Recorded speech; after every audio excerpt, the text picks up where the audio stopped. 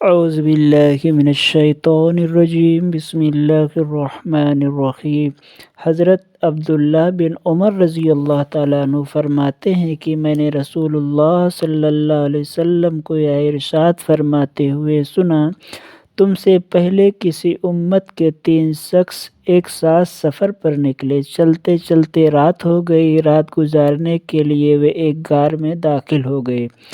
اسی دوران پہاڑ سے ایک چٹان گری جس نے غار کے منہ کو بند کر دیا۔ یہ دیکھ کر انہوں نے کہا، چٹان سے نجات کی یہی صورت ہے کہ سب کے سب اپنے اعمال صالحہ کے ذریعے اللہ تعالیٰ سے دعا کریں۔ چنانچہ انہوں نے اپنے اپنے عمل کے واسطے سے دعا کی۔ ان میں سے ایک نے کہا، یا اللہ، آپ جانتے ہیں کہ میرے ماں باپ بہت بوڑھے تھے، میں اہل و عیال اور غلاموں کو ان سے پہلے دودھ نہیں پلاتا تھا۔ ایک دن میں ایک چیز کی تلاش میں دور نکل گیا، جب واپس لوٹ کر آیا تو والدین سو چکے تھے، پھر بھی میں نے ان کے لیے شام کا دودھ دہا اور اس پیالے میں لے کر ان کی خدمت میں حاضر ہوا تو دیکھا کہ وہ اس وقت بھی سو رہے ہیں۔ میں نے ان کو جگانا پسند نہیں کیا اور ان سے پہلے اہل و عیال یا غلاموں کو دودھ پلانا بھی گوارا نہ کیا۔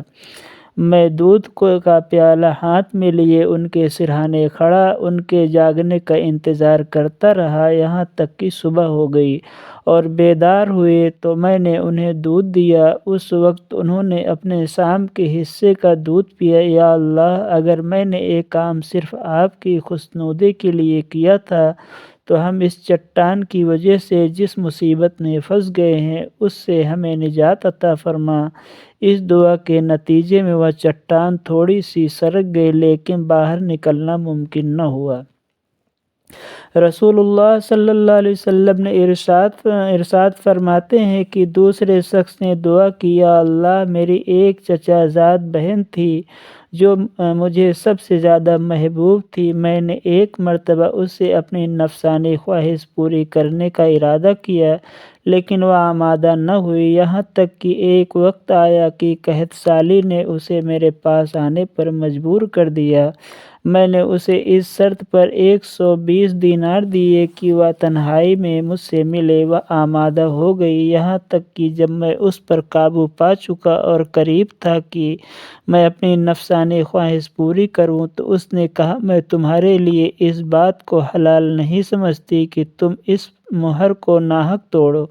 یہ سن کر میں اپنے برے ارادے سے باز آ گیا اور میں اس سے دور ہو گیا، حالانکہ مجھے اس سے بہت زیادہ محبت تھی اور میں نے وہ سونے کے دینار بھی چھوڑ دیے جو اسے دیے تھے۔ یا اللہ، اگر میں نے یہ کام آپ کی رضا کے لیے کیا تھا تو ہماری اس مصیبت کو دور فرما دے۔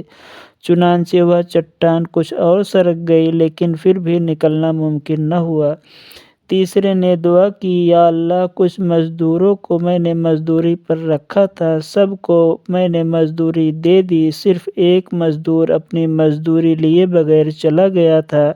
میں نے اس کی مزدوری کی رقم کو کاروبار میں لگا دیا، یہاں تک کہ مال میں بہت کچھ اضافہ ہو گیا۔ کچھ عرصے بعد وہ ایک دن آیا اور آ کر کہا، اللہ کے بندے، مجھے میری مزدوری دے۔ میں نے کہا، اے اونٹ، گائے، بکریاں اور غلام جو تمہیں نظر آ رہے ہیں تمہاری مزدوری ہے، یعنی تمہاری مزدوری کو کاروبار میں لگا کر اے منافع حاصل ہوئے ہیں۔ اس نے کہا، اللہ کے بندے، مذاق نہ کر۔ میں نے کہا، مذاق نہیں کر رہا ہوں، حقیقت بیان کر رہا ہوں۔ چنانچہ میری وضاحت کے بعد وہ سارا مال لے گیا، کچھ نہ چھوڑا۔ یا اللہ، اگر میں نے یہ کام صرف آپ کی رضا کے خاطر کیا تھا تو یہ مصیبت جس میں ہم پھنسے ہوئے ہیں دور فرما دے۔ چنانچہ وہ چٹان بالکل سرک گئی اور غار کا منہ کھل گیا اور سب باہر نکل آئے۔ حضرات، اگر آپ کو ویڈیو پسند آیا ہو تو لائک کریں، شیئر کریں اور چینل پر جو پہلی بار آئے ہیں سبسکرائب کر کے بیل آئیکن ضرور دبائیں۔